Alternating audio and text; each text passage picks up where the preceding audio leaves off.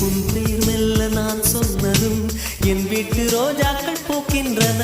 ஒரு நாள் உனை காணாவிடில் எங்கே உன் அன்பென்று கேட்கின்றன. நீ வந்தால் மறுகணம் விடியும் என் வானமே. மழையில் நீ நனைகையில் எனக்கு காய்ச்சல் வரும். வெயிலில் நீ நடக்கையில் எனக்கு